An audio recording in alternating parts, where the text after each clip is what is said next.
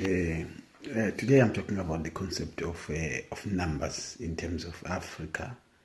A good friend of mine has just pointed out that we used to have what we call Nimbe in Zimbabwe, and then we have burial societies.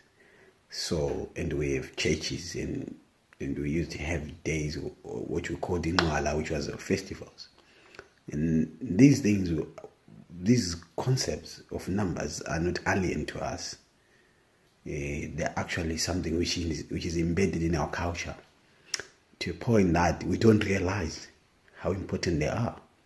It's just that now we have got to think in a proactive manner. A burial society is meant to protect when one dies, but what about protecting when one is living? Why don't we organize ourselves that we are more for wealth creation? Death is death, it will come, but we have got to focus on living, getting these institutions to create more wealth. With Nimbe, Burial Society is all part of shares. Each one is putting a piece so that the whole is very strong. If one dies, it doesn't affect the whole piece. Nimbe is a lot of people coming together and creating and doing one job. So why don't we come together and exactly create wealth, build up a company together and do exactly what we do in Nimbe? Because this is what will create wealth. Don't walk alone. Reduce risk by numbers.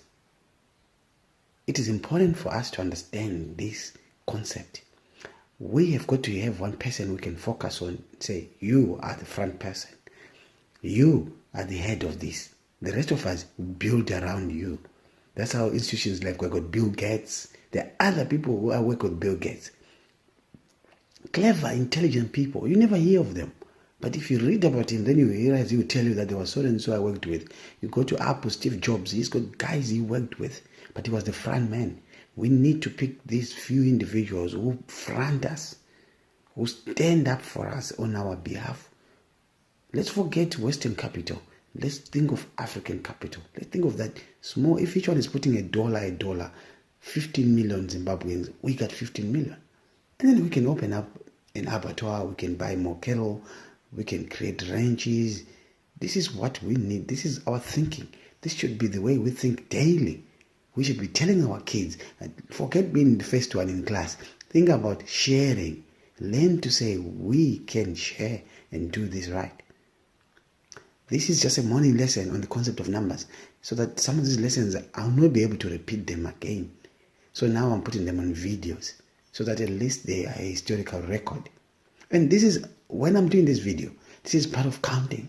This is exactly counting. Counting is about saying those ideas out and writing them down, so that next generations have a starting point.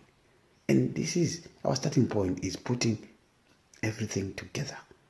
We must understand that's the strength. The strength comes in putting together. There is a story about the Japanese sword, how much steel is put into it. The one which used to cut people bones and stuff like that. The amount of steel which was put into that sword was based on that concept of numbers. We need to learn to count. Thank you.